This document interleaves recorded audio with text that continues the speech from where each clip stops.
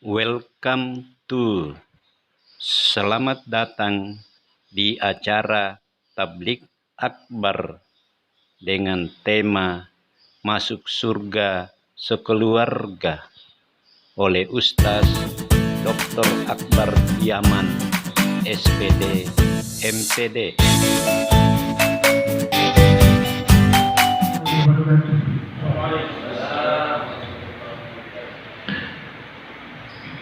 أعوذ بالله من الشيطان الرجيم. بسم الله الرحمن الرحيم.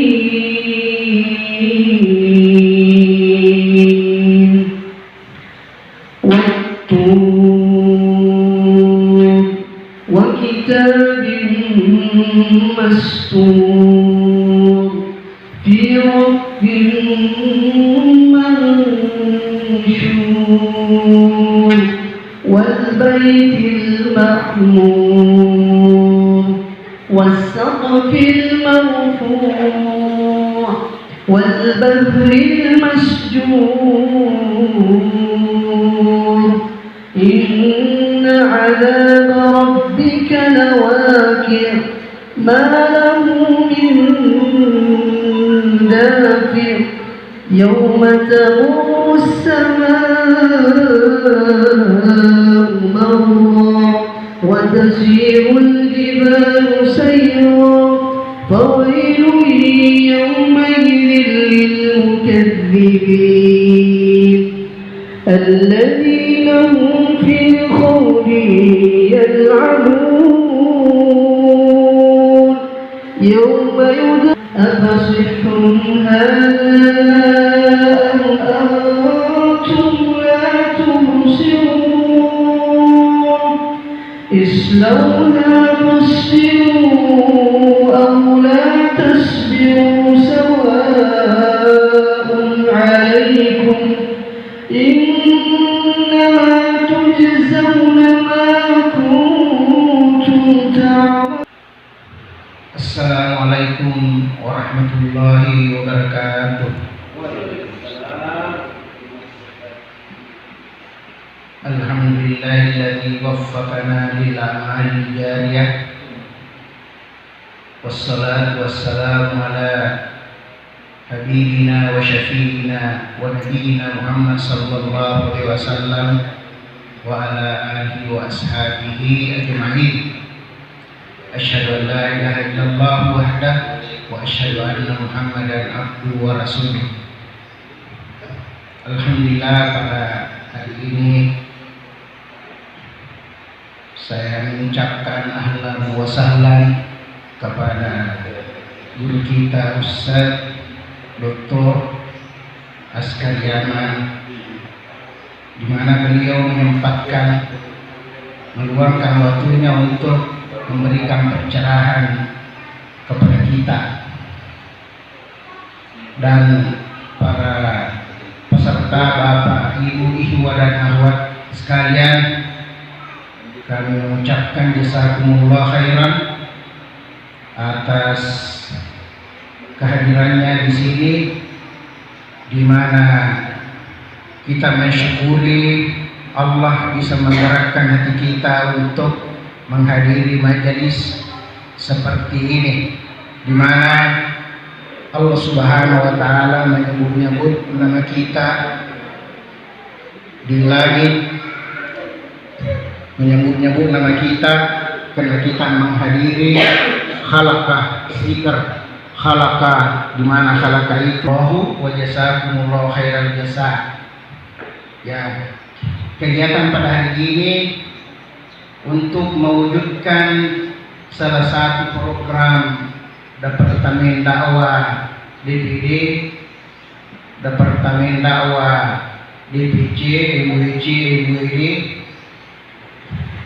Ya, ini untuk mewujudkan kegiatan itu, program itu, sehingga kami mengupayakan untuk terlaksana kegiatan ini, dan kami juga mengucapkan banyak terima kasih kepada panitia bisa meluangkan waktunya, tenaganya untuk bisa sukses kegiatan pada hari ini. Ya, mudah-mudahan semua kegiatan kita bernilai ibadah di sisi Allah Subhanahu wa taala, diberikan ganjaran di sisinya. Dan setelah ini sesudah salat zuhur ya ada pengarahan atau pengajian khusus kepada guru-guru kita di SD maupun TK serta TPA pada sholat zuhur insyaallah. Inilah yang saya sampaikan pada kesempatan ini. Subhanakallahu wa bihamdika astaghfirullah wa atubu ilaik. Wa akhiru da'wana alhamdulillahirabbil alamin. Assalamualaikum warahmatullahi wabarakatuh. Dr. Askar Yaman, AFD, PI, SPD, MM, MPD, Hafizahullah Ta'ala, lahir di Makassar 25 Agustus 1973. Beralamat Jalan Tamalate, nomor 4 Setapak 4 nomor 235 Makassar, Sulawesi Selatan. Pendidikan beliau SD Impres Balang Bodong Makassar tahun 1986, SMP Negeri Jongaya Makassar tahun 1989, SMA Negeri 2 Makassar pada tahun 1992, D3 Politeknik Unhas jurusan pengolahan hasil perikanan pada tahun 1995,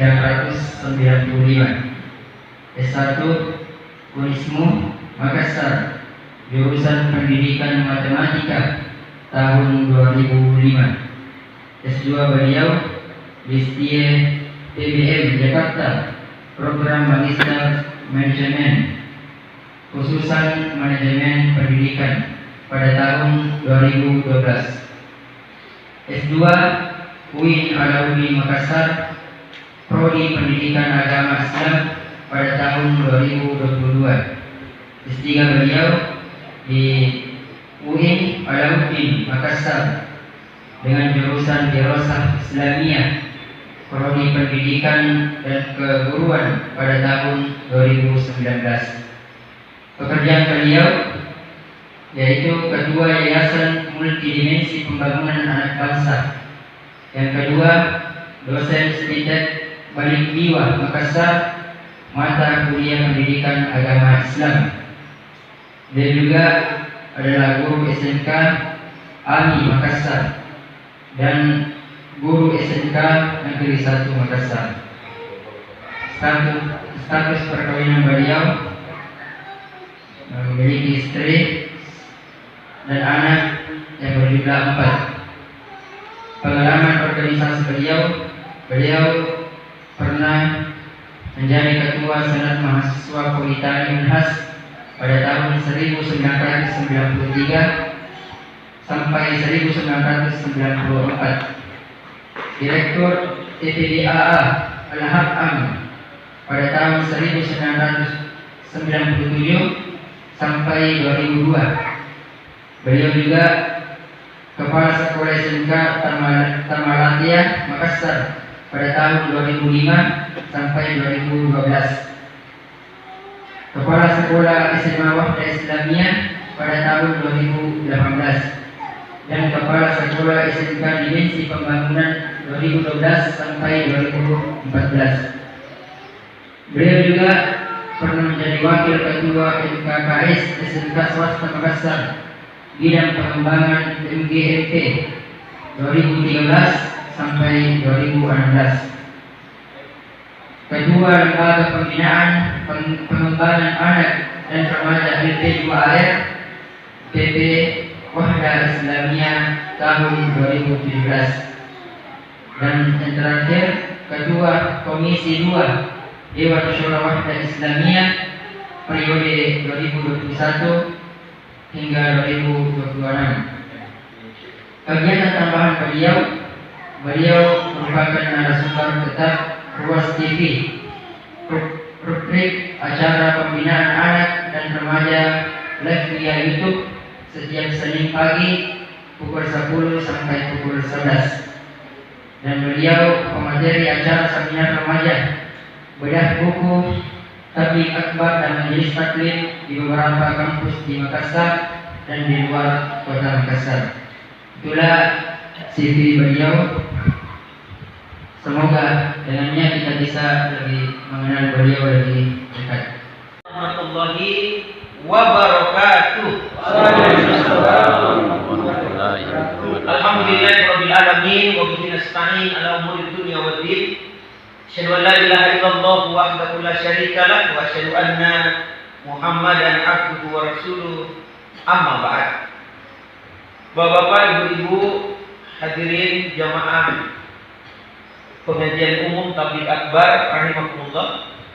Kembali kita memuji dan bersyukur kepada Allah Subhanahu wa taala di mana di pagi hari ini alhamdulillah kita semuanya masih diberikan nikmat oleh Allah, baik berupa kesehatan, kekuatan serta kesempatan untuk kita dapat bersama-sama hadir di tempat kita ini, di masjid kita ini dalam rangka untuk mengikuti kegiatan tabligh akbar, pengajian umum dibingkai dalam bentuk kajian parenting ya. Mudah-mudahan kebersamaan kita ini dapat bernilai pahala di sisi Allah Subhanahu wa taala serta bisa memberikan banyak dampak kebaikan untuk kita sekalian. Saya sangat bersyukur sekali bisa bertemu dengan bapak-bapak, ibu-ibu, para ikhwan dan akhwat, para ustadz dan ustazah di tempat ini. Mudah-mudahan pertemuan kita ini termasuk pertemuan yang berberkah, memberikan banyak dampak kebaikan untuk kita sekalian. Saya langsung saja, ini tema kita ini cukup penting, Ustaz.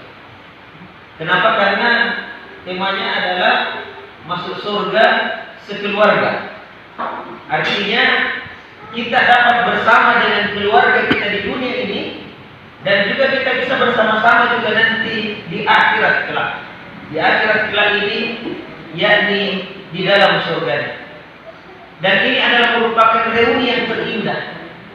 Kalau reuni di dunia ini ya indah juga, tetapi reuni yang terindah, reuni yang terbesar, reuni yang termegah adalah pada saat kita mampu untuk bersama-sama dengan keluarga kita di dalam surga. Dan ini Allah Subhanahu wa taala sebutkan di dalam Al-Qur'an. Mungkin ada yang bertanya, bisakah kami bersama-sama dengan keluarga kami di dalam surga? Jawabannya adalah bisa. Kenapa jamaah sekalian? Karena dalam Al-Qur'an Allah Subhanahu wa taala menyebutkan itu tentang pertemuan di dalam surga. Ayat yang dibacakan oleh ustaz kita tadi, ya. Silakan dilanjutkan slide-nya, Ustaz. Di surat Tur, beliau tadi membaca Al-Quran di surat Tur 52 ya. Salah satu ayatnya adalah di ayat yang ke-21. Tuh. Walladzina amanu wattaba'athum dzurriyyatuhum biimanin alhaqna bihim dzurriyyatahum. Yang artinya dan orang-orang yang beriman dan yang anak cucu mereka mengikuti mereka di dalam keimanan, kami hubungkan anak cucu mereka dengan mereka itu di dalam surga. Jadi diterjemahkan adalah dihubungkan antara anak cucu dengan mereka yang beriman itu adalah di dalam surga. Ayat yang berikutnya adalah Quran surah Araf 13. Di ayat yang ke-23, Jannatu adnin yadkhulunaha wa man salaha min abaihim wa azwajihim wa dzurriyyatihim wal malaikatu yadkhuluna 'alaihim min kulli bab. Yaitu surga Aden. Mereka masuk ke dalamnya bersama-sama dengan orang-orang yang saleh, dari bapak-bapaknya, istri-istrinya, dan anak cucunya. Dan malaikat-malaikat masuk ke tempat-tempat mereka dari semua pintu. Ini adalah merupakan rentetan ayat yang merupakan penegasan bagi kita akan kebenaran daripada tema kita di pagi hari ini, yakni masuk surga sekeluarga. Walhamdulillah jamaah sekalian. Tetapi tentunya dari ayat secuil ayat yang kita baca ini, itu syarat dan ketentuan berlaku. Biasanya istilah itu di bawah-bawahan itu, ya. SK ya apa? Syarat ketentuan berlaku. S dan K berlaku. Nah, jadi tidak selamanya kita bersama-sama di dunia, bersama-sama nanti dalam surga. Tapi kalau mau kita sekeluarga masuk surga sekeluarga, di dalam surganya, maka syarat dan ketentuan berlaku. Apa syarat dan ketentuannya jamaah sekalian? Yang pertama adalah, dan ini yang penting, yang pertama adalah keimanan kepada Allah Subhanahu wa taala. Ini adalah merupakan syarat mutlak jamaah sekalian. Iman kepada Allah Subhanahu wa taala. Yang kedua adalah, kalau kita ingin, jangan hanya kita saja yang masuk surga. Kita inginkan juga keluarga kita. Maka yang kedua adalah yang mengikuti mereka di dalam keimanan. Makanya disinilah pentingnya, karena dia mengikuti kita dan tidak akan mungkin dia bisa mengikuti kita kalau kita tidak membimbingnya, kalau kita tidak membinanya, kalau kita tidak mengarahkannya. Anak-anak di sekolah saja kita inginkan mengikuti tata tertib sekolah. Kita menginginkan siswa kita beradab, berakhlak, beretika. Maka tidak bisa begitu saja dibiarkan jamaah sekalian, kecuali kita bimbing, bina, arahkan sesuai dengan apa yang kita inginkan bersama. Jadi yang kedua adalah mengikuti mereka di dalam keimanan. Maka yang ingin diikuti inilah yang harusnya memberikan pembelajaran terbaik, keteladanan terbaik, tingkah laku terbaik, bahkan pengajaran terbaik untuk orang-orang yang akan mengikutinya di dalam kebaikan. Dan yang ketiga adalah bersama dengan orang-orang yang saleh. Hal ini menunjukkan Bapak Ibu hadirin yang sangat berbahagia, bahwa upaya untuk mengarahkan generasi kita, anak-anak kita, bahkan diri kita sendiri, bukan hanya dalam lingkup rumah tangga kita saja. Maka perlu ada yang namanya lingkungan yang baik, lingkungan yang dapat mengarahkan anak-anak kita bersama dengan keluarga kita di dalam kebaikan. Orang-orang yang soleh jamaah sekalian. Makanya orang-orang soleh ini harus kita perbanyak sebenarnya. Orang-orang yang beriman dan bertakwa kepada Allah harus kita perbanyak jamaah sekalian di lingkungan masyarakat kita. Kenapa? Kalau orang-orang yang beriman dan bertakwa ini, atau orang-orang yang soleh ini ada dalam lingkungan masyarakat, inilah yang menyebabkan kebaikan di lingkungan tersebut. Suatu negeri beriman dan bertakwa kepada Allah, maka Allah akan turunkan berkah dari langit dan bumi. Ini jamaah sekalian yang sama berbahagia. Oleh karenanya, solehkan dulu diri kita. Jadi syarat pertama kita keimanan. Jadi jadilah orang tua yang beriman kepada Allah. Jadilah orang tua yang soleh, orang tua yang soleh. Itulah kenapa sampai jamaah sekalian, kalau ini masih ada jodoh di sini, ada di sini. Kalau lah, ya, seseorang itu mau menikah, seseorang mau menikah karena memang begitulah yang namanya sunatullah. Ya, seiring dengan perjalanan waktu, maka ada keinginan juga untuk berumah tangga. Maka disebutkan, ya, disebutkan orang rumah tangga tidak langsung berumah tangga, cari juga pasangan yang terbaik. Dan disebutkan kriterianya itu pasangan terbaik yang mana itu? Laki-laki untuk laki-laki, ya, dinikahi wanita itu karena berapa? Karena empat. Ya, empat. Yang pertama adalah karena cantiknya. Memang laki-laki itu cantik itu penting. Ya. Oke, Rasulullah menyuruh itu untuk lihat dulu. Jangan tidur tawakal saya. Tidak lihat dulu Tapi kalau kau juga tidak apa-apa sih. Ya. Tetapi biasanya akan kecewa. Kenapa? Karena biasanya di kepala, cantik ini. Apalagi berkadar ya, makanya dilihat. Ya. Pada saat sudah menikah, baru lihat mukanya. Ini yang banyak muntaber. Mundur tanpa berita. Ini bahaya. Nah, itu bahaya kalau sudah menikah. Kalau belum menikah, biasanya begitu. Makanya lihat dulu cantiknya. Dan cantik itu relatif. Cantik relatif. Ya. Tanya. Ya. Yang kedua karena keturunannya. Jadi perlu juga dilihat ini keturunan. Keturunan itu juga penting. Keturunan. Ya. Yang ketiga adalah karena apanya? Karena hartanya. Ya demikianlah rumah tangga itu butuh harta juga. Ya. Dan Bapak Ibu sekalian, Allah Subhanahu wa taala berfirman, dan ini jadi fitnah, ujian bagi rumah tangga. Ada dua ujian utama itu bagi rumah tangga. Wa'lamu annama amwalukum wa auladukum fitnah. Ketahuilah bahwa sesungguhnya hartamu dan anak-anakmu itu adalah merupakan ujian bagi. Jadi ujian rumah tangga itu dalam ayat ini dua. Yang pertama harta. Apalagi kalau pengantin baru. Gimana bagi tinggal ini? Ya. Ada gaji. Kenapa sedikit gajinya? Yang bikin banyak rumit rumah tangga harta. Harta jamaah sekalian. Ada gajinya tidak syukur lagi. Ya. Harta. Kemudian yang kedua apa? Anak. Biar banyak harta tidak ada anak. Ini juga jadi masalah. Maka ada juga anak, tapi nakal-nakal. Ini juga jadi masalah. Jadi macam-macam lah. Harta dan anak-anak. Nah kemudian yang keempat apa? Karena agamanya.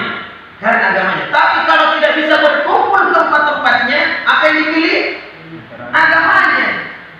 Maka itu yang akan menenangkan sebenarnya. Agama. Kalau agamanya bagus, ya mendapatkan wanita yang soleh, rajin taat ibadah, akhlaknya baik, etikanya bagus, taat pada suami, dan seterusnya. Maka ini yang akan menyebabkan keluarga itu bahagia. Agama jamaah sekalian. Agama. Ad-dunya mata. Wa khairu mata'iha al-mar'atus salihah. Dunia adalah perhiasan, dan seindah-indah perhiasan dunia adalah wanita yang saleh. Luar biasa jamaah sekalian. Apakah wanitanya saja agamanya? Karena ada juga ibu begitu. Siapa yang keluar kriterianya ada Ustaz. Apa kriterianya supaya dicarikan? Karena lama kemudian menjomblo. Ditawari ini itu apa semuanya tidak tahu apa pun. Apa kriterianya? Wah, dia jawab putih, tinggi, ya, rata giginya, ya, pintar bahasa Arab, hafiz Quran, penyayang pada anak-anak, ya, bagus juga bicaranya, dan yang paling penting dia bisa menerima saya apa adanya. Dia mau yang sempurna, dia juga tidak begitu. Makanya untuk yang perempuan jangan juga sembarang cari laki-laki dengan prinsip kan lebih sedikit laki-laki daripada perempuan, yang lebih banyak perempuan. Jadi kalau saya tidak ambil nih, di mana nanti dapat jadi jodoh atau tidak? Jangan juga begitu. Apa kriterianya? Kalau sudah datang laki-laki yang kau sudah ridhoi akhlak dan agamanya, maka terima dia. Akhlak dan agama.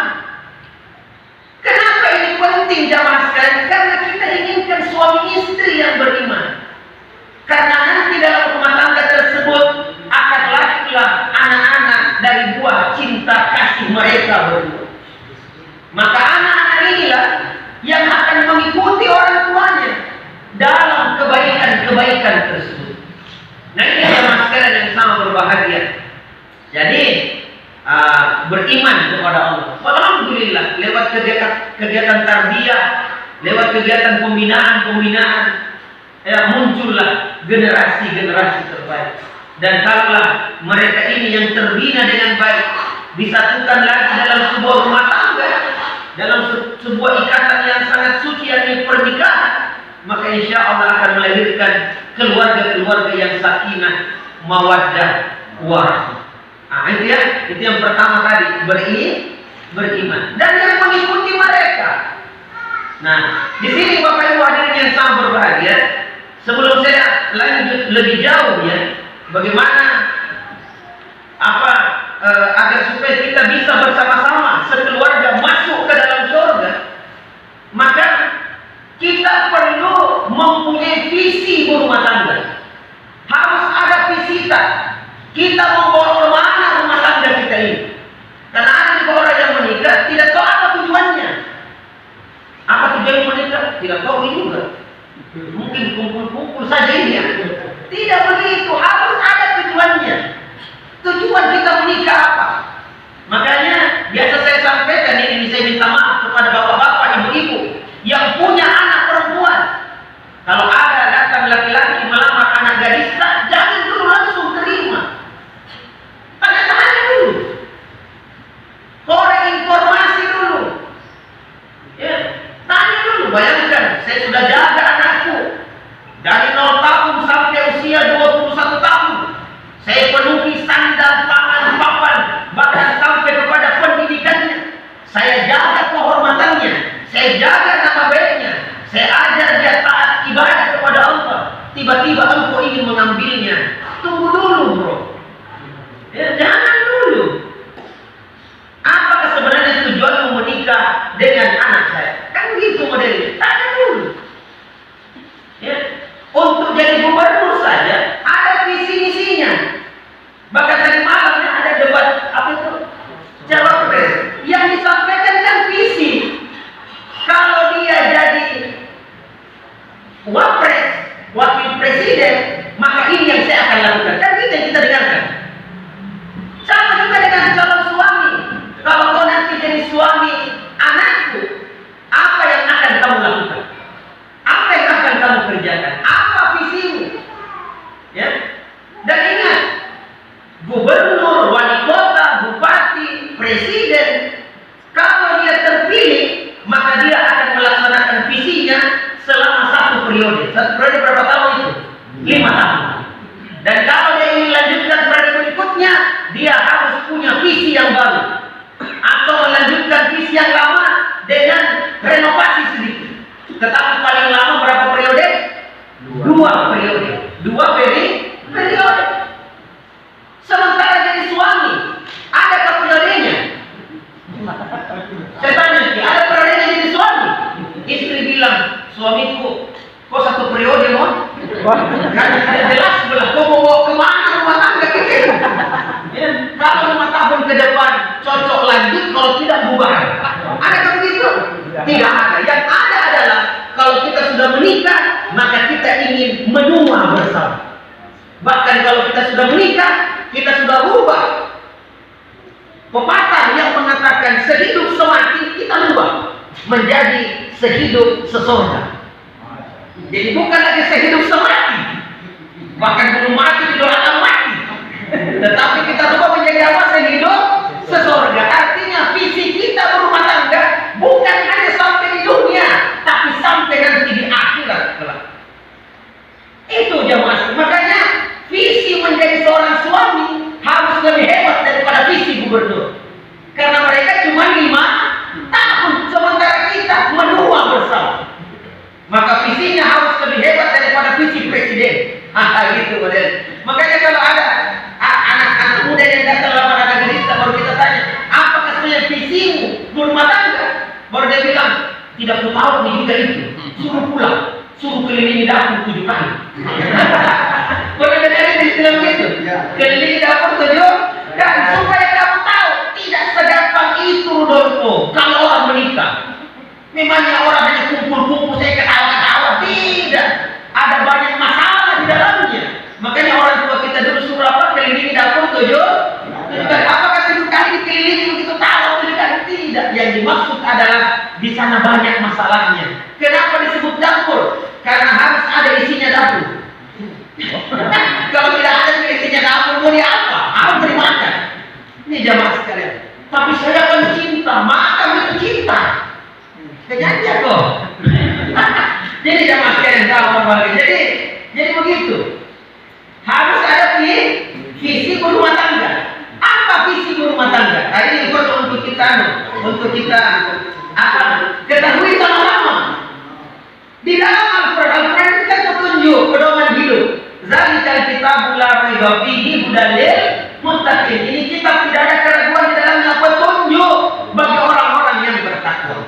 Kalau tidak menjadikan Quran sebagai petunjuk kita, yang kita akan dapatkan adalah kesesatan. Allah berfirman, "Wa man a'rada an dzikri fa inna lahu ma'isyatan dhanka wa nahsyuruhu yaumal qiyamati a'ma."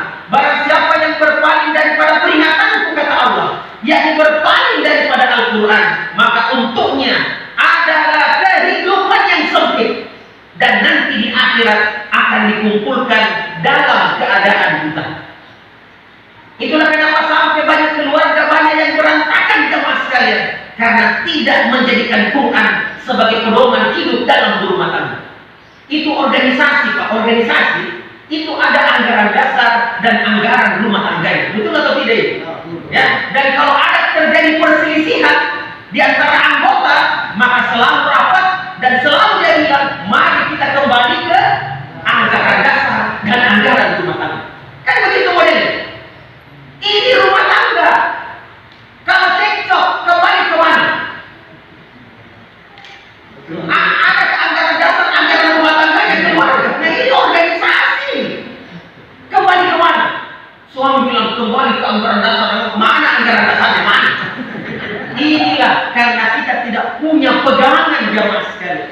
Padahal pegangan kita dalam berumah tangga, dalam mendidik anak-anak kita supaya dia bisa sukses di dunia dan di akhirat adalah Al-Quran. Ini tidak pengadilan. Sedikit-sedikit pulang aku ke rumah orang tua. Kenapa ini? Pulang, mari kita kembali ke Quran dan Sunnah. Jangan dulu pulang, sini mau dulu ya. Duduk sama-sama. Bang Ustaz jelaskan apa jalan keluarnya berdasarkan Al-Quran dan hadis-hadis Rasul. Ini yang banyak masalah hari ini.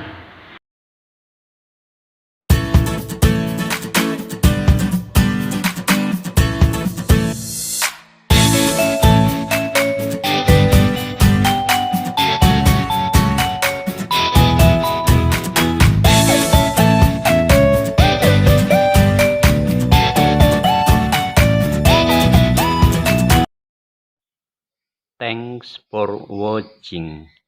Bye. See you on the next watching video. Terima kasih telah menonton.